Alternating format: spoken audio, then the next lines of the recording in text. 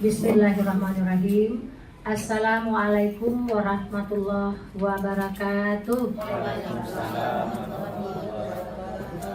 Setinggi puji, sedalam syukur, marilah kita ucapkan kepada Allah Subhanahu wa Ta'ala, yang mana pada pagi yang berbahagia ini kita dapat kembali menikmati kegiatan kita di akhir mata pelajaran ini, yaitu menuju pembelajaran di sesi terakhir yang akan kita isi dengan praktik pengelolaan kinerja kepala sekolah.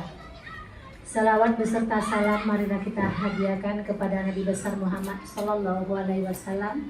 Mari sama-sama kita mengucapkan Allahumma shalli ala sayyidina Muhammad wa ala ali sayyidina Muhammad. Mudah-mudahan dengan selalunya kita bersalawat kepada beliau akan mendapat syafaatnya di yaumil akhir nanti. Amin amin ya rabbal alamin.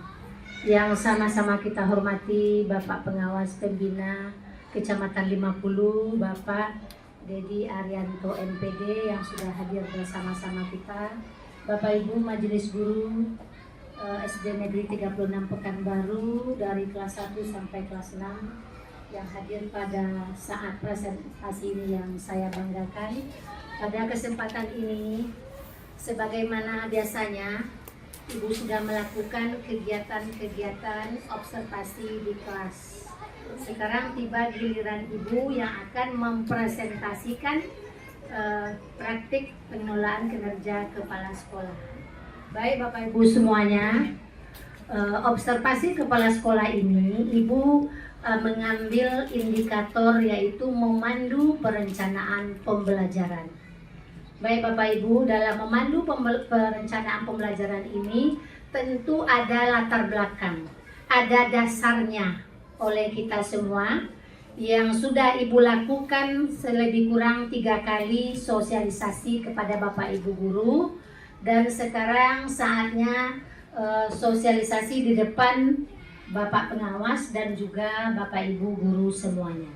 Baik, rapor pendidikan SD Negeri 36 Pekanbaru tahun 2025 yang kemarin penilaiannya tahun 2024 mengalami penurunan, yaitu walaupun nilainya sudah baik, namun ada penurunan di kualitas pembelajaran, yang mana kita sudah selalu melaksanakannya. Yang pertama sekali dulu kualitas pembelajaran, manajemen kelas. Nanti yang terakhir ini psikologi yang akan kita bahas. Kemudian juga kita lihat semua kualitas pembelajaran baik, namun turun 3,08. Manajemen kelas baik juga sudah baik, yaitu 68,42, juga turun ke 4,55. Dan juga yang terakhir, proporsi pembelanjaan peningkatan mutu guru dan tenaga kependidikan kurang, yaitu 4,22, turun juga yaitu 0,64. Baik Bapak Ibu semua, indikator keberhasilan upaya memandu pertemuan perencanaan program dan anggaran sekolah berbasis data untuk peningkatan kualitas pembelajaran.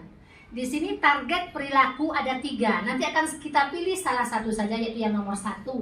Yang pertama, targetnya kepala sekolah memimpin diskusi dengan fokus pada pencapaian tujuan yang ditetapkan secara efektif dan efisien.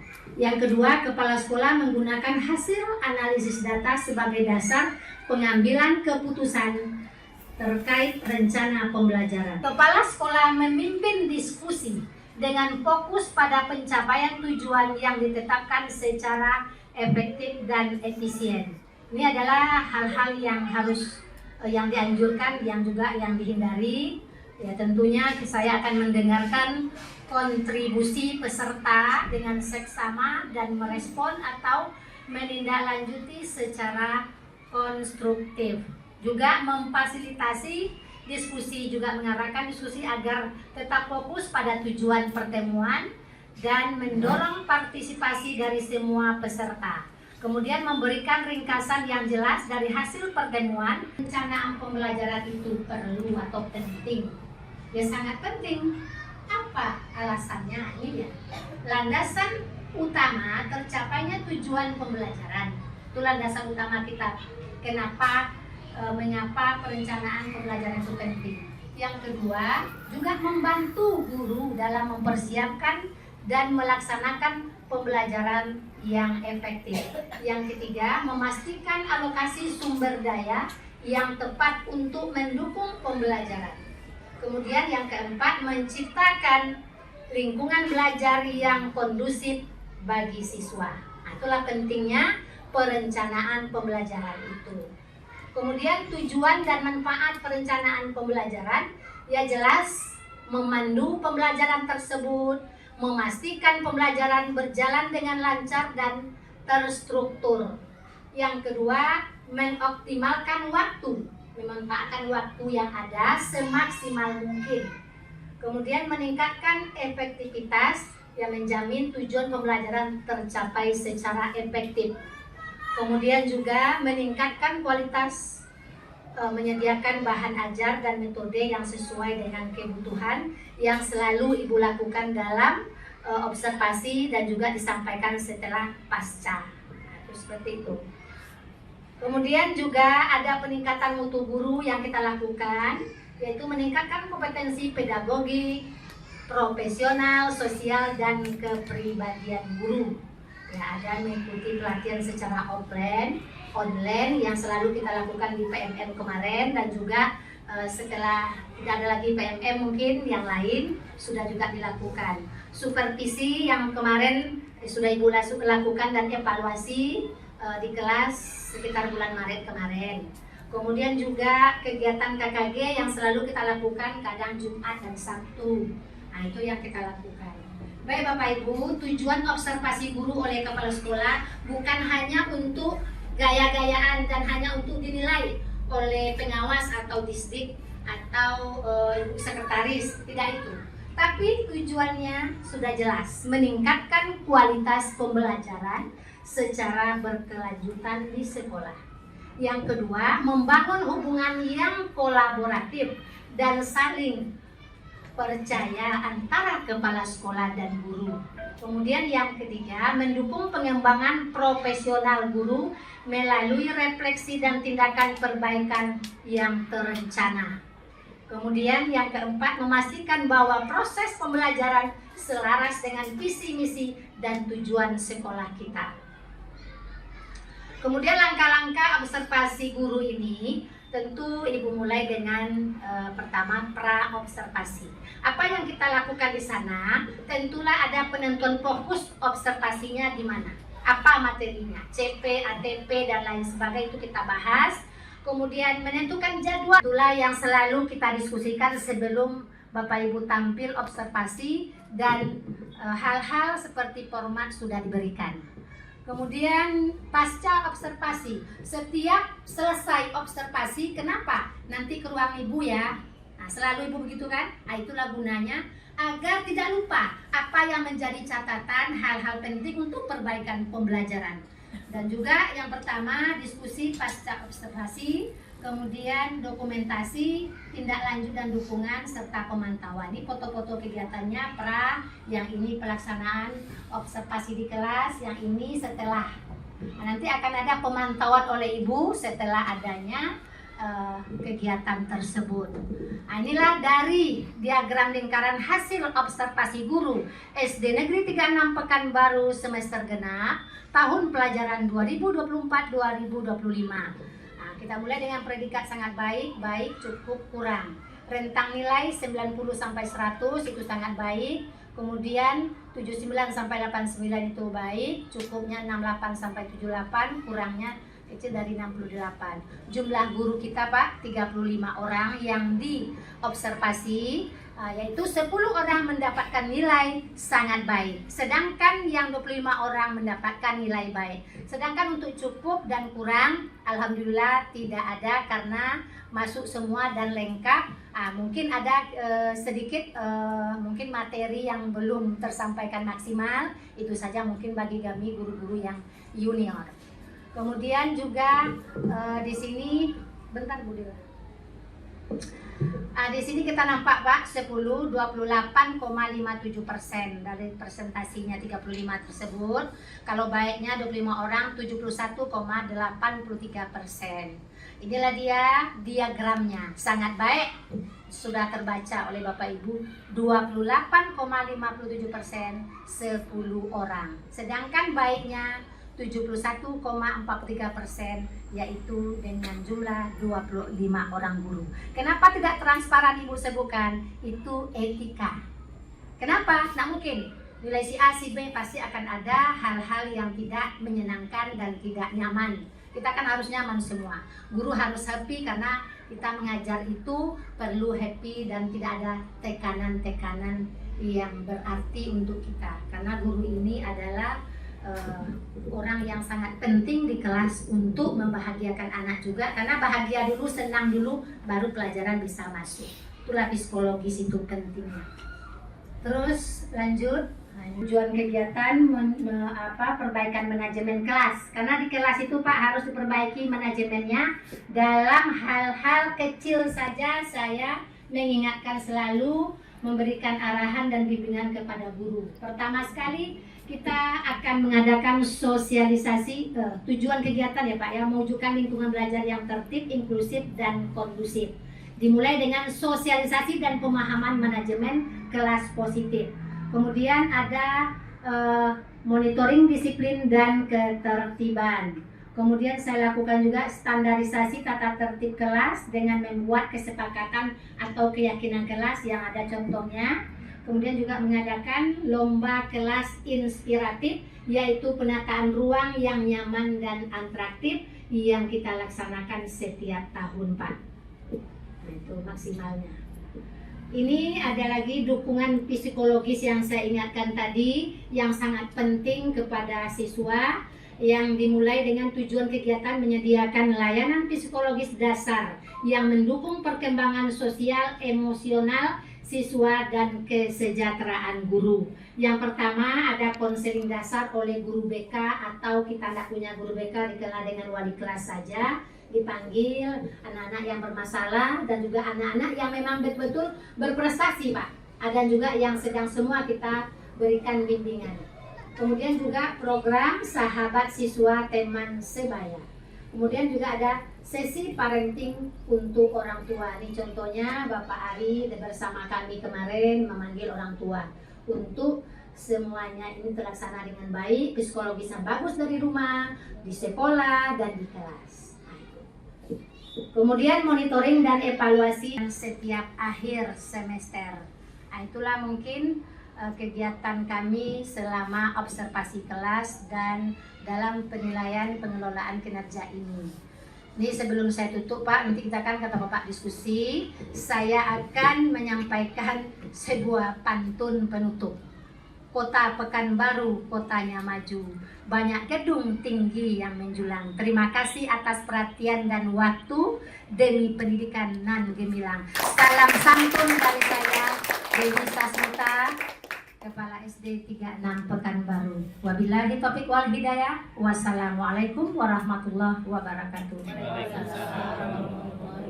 Terima kasih Bunda atas kesempatan yang diberikan. Izin bertanya. Di dalam kelas tentu ada masukan atau ide-ide dari Bunda. Nah, kira-kira apa perubahan yang dapat dilakukan oleh seorang guru sehingga memberikan dampak yang luar biasa atau besar kepada murid saat proses pembelajaran berlangsung? Seperti itu Bunda pertanyaannya. Terima kasih atas kesempatan yang diberikan. Saya kembalikan kepada Bunda Dila. Perubahan sederhana yang perlu Bapak Ibu lakukan, tentu yang pertama sekali metode cara mengajar kita tentu perlu kita perbarui atau berikan inovasi yang kreatif, karena anak-anak itu kalau menonton ayah dan bunda saya ini mengajar, anak-anak itu akan bosan, tidak akan bisa dia fokus, karena tidak ada cuma ceramah ke ceramah, hanya satu arah. Makanya saya sebagai kepala sekolah menyarankan setiap ada observasi, mohon pembelajaran itu buat dua arah atau antara siswa dan guru, karena pembelajaran itu harus berpusat kepada siswa, bukan kepada guru. Guru ini kan fasilitas aja, cuman untuk memotivasi dia, itulah dia. Kita akan membuat semacam itu strategi, metode yang bukan jangan ceramah saja melulu. Tentu kita ada mungkin berbasis masalah, kemudian juga ada proyek, anak itu bekerja, kemudian juga ada presentasi nanti ke depan, atau yang dikenal oleh ibu selalu ingatkan, one day, one discussion, one presentation. Satu hari itu harus ada diskusi, presentasi, sehingga pembelajaran itu akan lebih bermakna dan menyenangkan bagi anak. Itulah perubahan yang perlu salah satunya Bapak Ibu lakukan, metode. Jangan hanya ceramah, harus ada model-model pembelajaran dan lain-lain yang selalu kita diskusikan bersama. Itu kira-kira Bu Puri bagaimana? Iya, iya, terima kasih. Baik Bapak Ibu guru yang lain. Terima kasih Bunda atas kesempatan yang telah diberikan. Yang ingin saya tanyakan, tadi kan Bunda ada menjelaskan tentang dukungan psikologis. Iya. Jadi yang ingin saya tanyakan, mengapa dukungan psikologis itu sangat penting bagi guru dan siswa? Iya. Itu saja, terima kasih. Sangat penting apabila mental anak itu kita misalnya tepuk meja atau pukul, itu akan berpengaruh ke dalam proses pembelajaran dan motivasi anak. Makanya perlu secara mendasar oleh guru itu pendekatan kepada siswa, bagaimana siswa itu bisa tenang, nyaman. Tentu ada pendekatan yang kita lakukan. Tentu kita juga introspeksi diri, jangan emosi. Anak bertanya kadang kan emosi kita itu. Nah, itu perlu penenangan diri, pengendalian diri kita supaya anak ini nyaman. Juga apa namanya tuh sehingga pembelajaran yang Bunda sampaikan itu bisa tersampaikan dengan baik. Jadi emosional dia, psikologisnya nggak boleh terganggu dalam proses pembelajaran. Jadi kita harus introspeksi diri. Kenapa anak ini murung, nggak dapat pelajaran?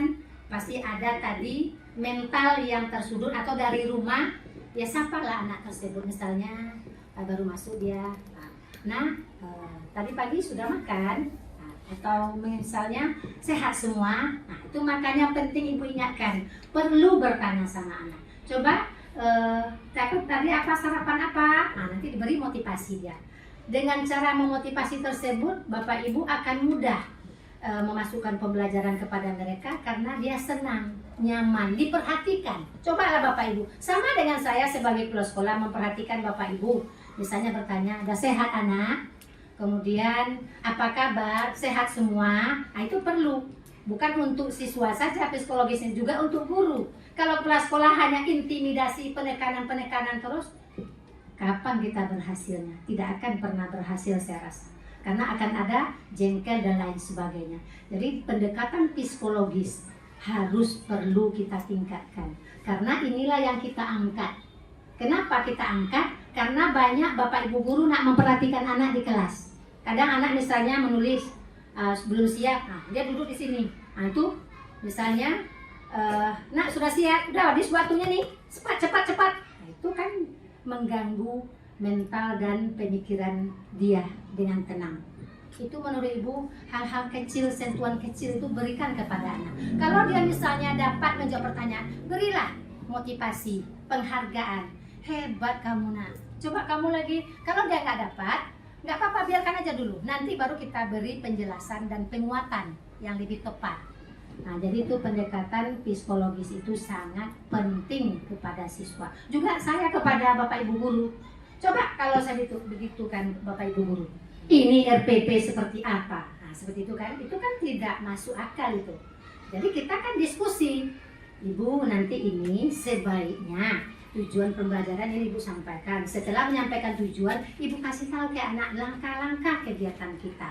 Setelah langkah-langkah ini nak, kita nanti akan ada diskusi, presentasi." Nah, dengan pemberian hal-hal yang jelas seperti itu, nanti Ibu akan memberikan misalnya bersama anak merangkum, merefleksi, baru evaluasi. Ada misalnya soal-soal, akan seperti itulah Ibu membimbing Bapak Ibu. Juga Bapak Ibu seperti itu juga kepada anak di kelas.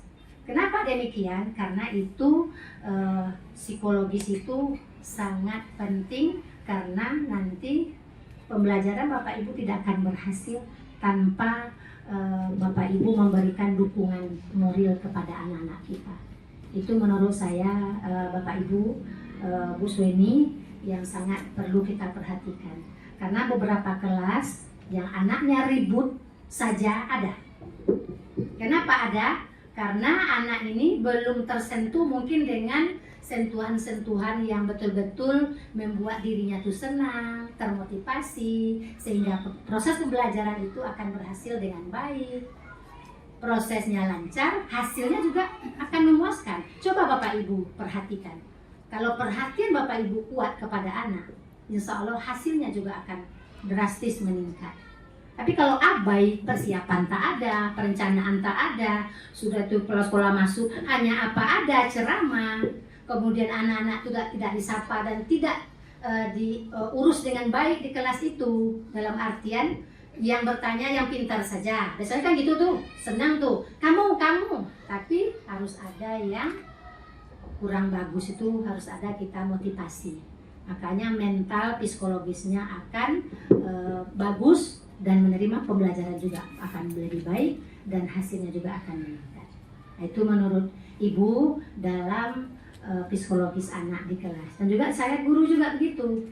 Pernahkah Ibu kepala sekolah, Bapak Ibu maunya begini, pasti dengan diskusi, musyawarah dulu.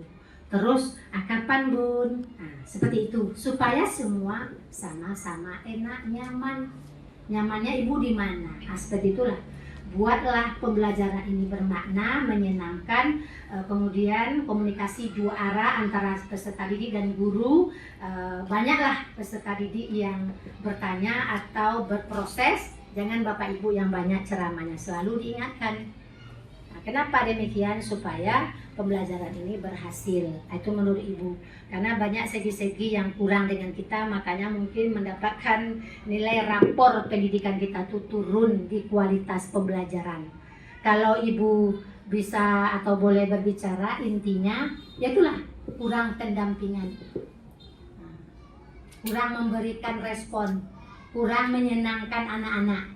Kan anak-anak itu senang dulu Pak, baru bisa dia akan fokus belajarnya. Kenapa ya anak-anak nih kok ribut aja? Ya bagaimana mau tak ribut? Tidak pernah anak itu dihargai di kelas. Nah itu menurut Ibu, karena walaupun dihargai hanya beberapa orang saja. Baik, itu mungkin dari Ibu, karena untuk peningkatan psikologis ini sangat penting bagi kita untuk ketercapaian proses pembelajaran dan hasil pembelajaran kita. Baik, masih ada? Bagaimana Pak? Bapak pengawas ada masukan? Nanti kalau misalnya nanti saya tambah. Iya. Mungkin ada lagi yang bertanya. Ada lagi Bapak Ibu? Di poin yang Bunda sampaikan tadi, ada alasan penting dilakukannya observasi kelas, yaitu untuk memperbaiki manajemen kelas agar tercipta lingkungan belajar yang lebih kondusif dan meningkatkan motivasi serta hasil belajar siswa. Itu yang saya catat tadi Bunda. Jadi yang mau saya tanyakan, menurut Bunda kepala sekolah, apa saja langkah-langkah konkret yang dapat guru lakukan untuk mencapai hal tersebut? Terima kasih. Ridho yang ketiga ini tentulah juga sangat penting dalam manajemen kelas. Di kelas itu kan ada itu setiap kelas harus ada kesepakatan kelas misalnya kan. Kemudian juga untuk rapat melibatkan anak-anak tersebut. Kemudian tempel di tempat-tempat tertentu yang betul-betul nampak oleh anak-anak tersebut. Jadi dengan dia dilibatkannya itu, makanya semua aturan kelas yang Bapak Ibu buat tentu akan bisa dilaksanakan dengan sebaik-baiknya. Jadi jangan hanya guru yang membuat.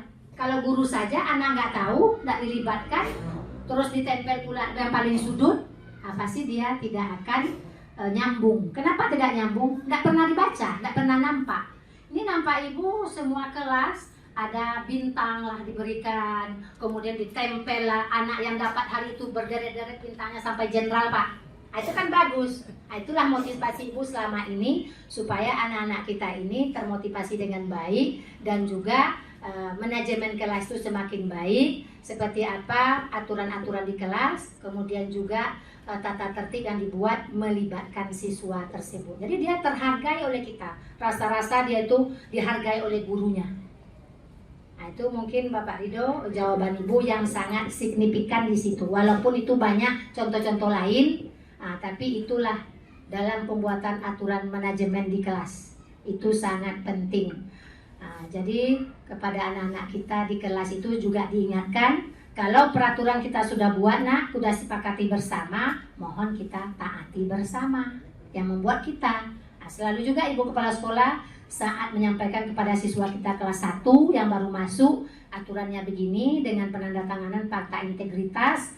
Kemudian nanti kita mudah kalau dia melanggar, kan komitmen kita sudah ada bersama orang tua dan ananda semua. Itu kira-kira Pak Ridho. Yang lain ada Bapak Ibu? Sudah cukup?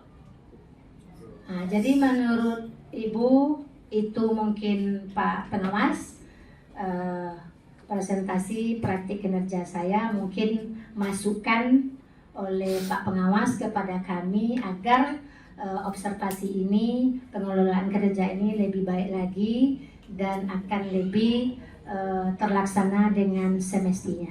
Itu saja dari kami. Terima kasih kepada kita semua, Bapak Ibu guru, dan mari kita dengarkan masukan dari Pak Pengawas, bimbingan dan arahannya seperti apa yang seharusnya.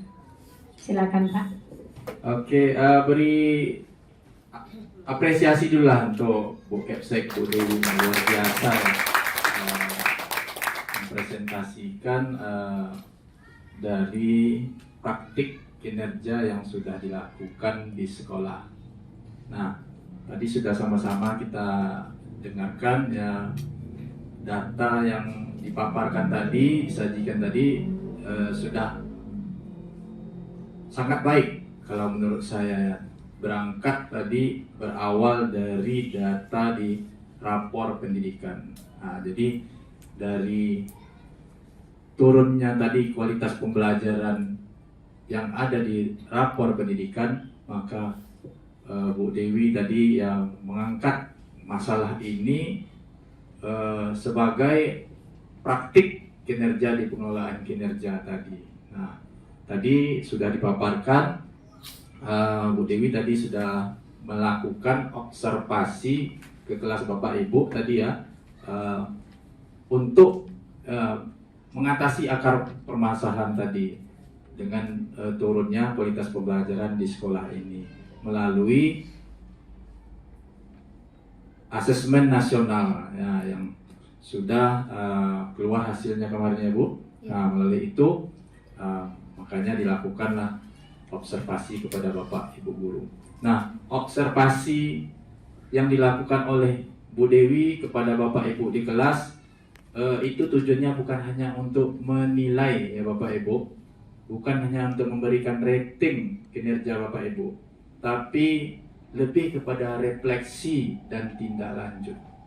Nah, jadi setelah ini nanti tentu harus ada tindak lanjutnya ya Bu.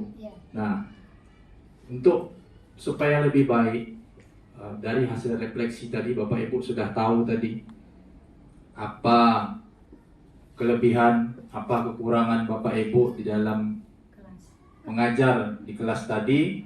Kemudian tentu semuanya itu harus dibuat perencanaan dan aksi nyata sebagai tindak lanjut. Kalau tidak ada perencanaan dan tindak lanjut, artinya refleksi tadi sia-sia ya Bu. Nah, sia-sia Bapak Ibu.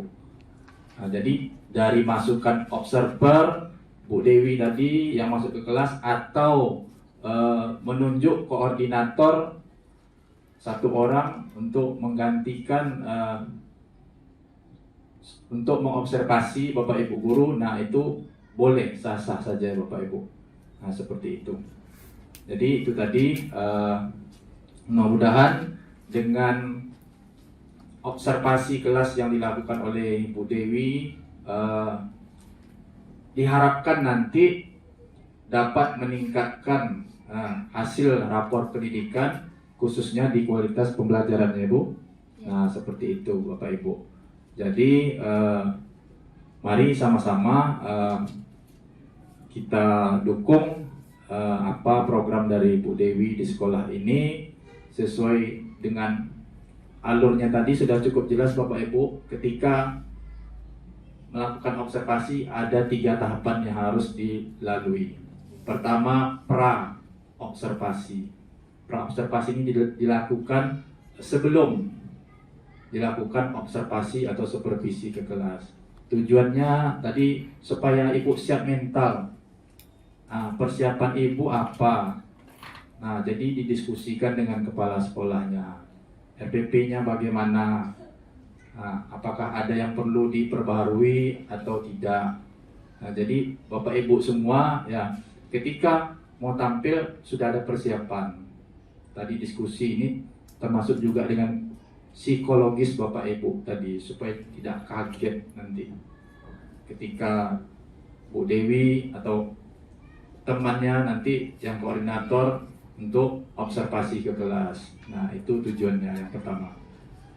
Kemudian ketika observasi tadi, nah Bapak Ibu tentu sudah tahu alur-alurnya apa saja yang akan diobservasi. Mulai dari kegiatan awal, kegiatan inti, dan kegiatan penutupnya. Nah, tentu ada tadi ya poin-poinnya, rubriknya yang sudah ada oleh kepala sekolah atau observernya. Kemudian setelah itu dilakukan tadi pasca observasi. Pasca observasi ini adalah refleksi dari observasi Bapak Ibu ketika melakukan praktik mengajar di kelas tadi. Nah, ini penting sekali. Mungkin Bapak Ibu dari kelebihan tadi apa yang sudah bagus, apa yang perlu ditingkatkan.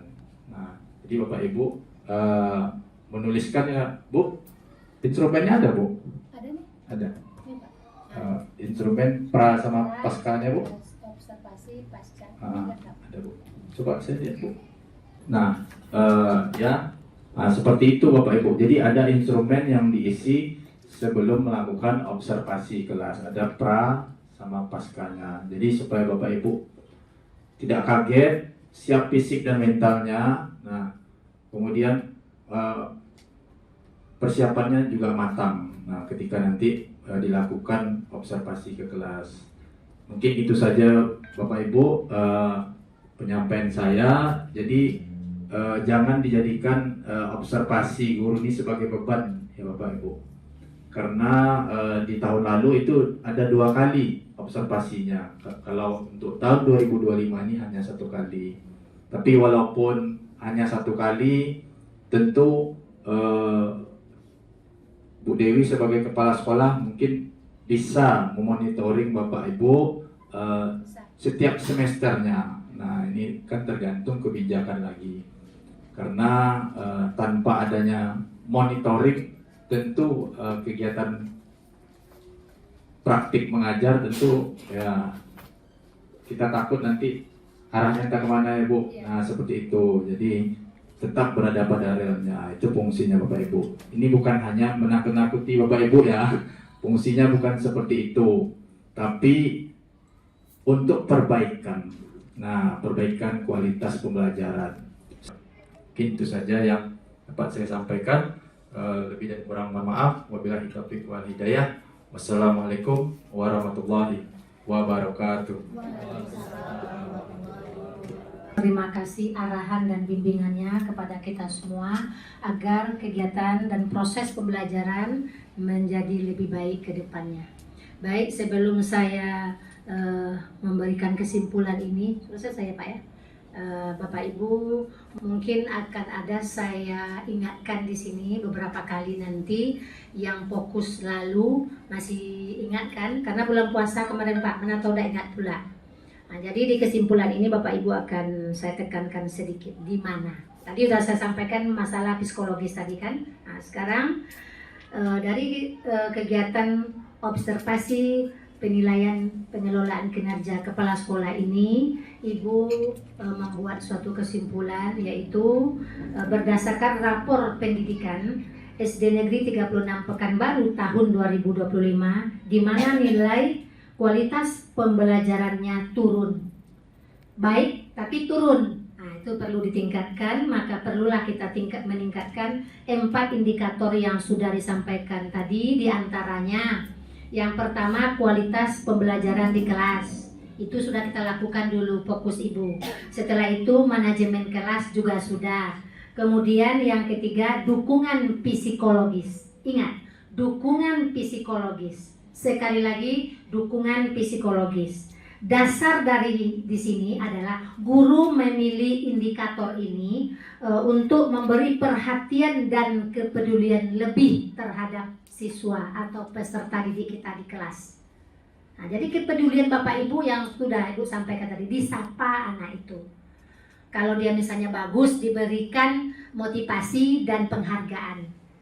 Nah, kan kita nggak mahal, nggak pakai hadiah pun nggak apa-apa. Bagus anak Ibu. Coba lagi nak yang lain. Nah, jadi yang lain akan termotivasi. Itulah yang selalu kata rapor pendidikan SD 36 tahun 2025. Makanya ibu angkat psikologis tersebut. Kalau manajemen sudah kita lalui Pak. Nah, sekarang fokusnya memang dukungan psikologis. Dari siapa? Dari pendidik atau Bapak Ibu guru, dan juga perlu perhatian dan kepedulian. Nah, itu kesimpulannya Bapak Ibu ya. Ingat pesan Ibu yang selalu Ibu sampaikan, mana tahu lupa. Nah, sentuhan kecil, mental anak jangan terganggu. Makanya itu pembahasannya lama oleh Ibu, karena inilah fokus kita sekarang. Jadi turun kita di situ. Mungkin kalau bahasa sekarangnya agak cuek mungkin Bu gurunya. Sebenarnya nggak cuek Pak, mungkin bisa jadi salah isi N-nya tuh. Survei lingkungan belajar atau apanya salah isi.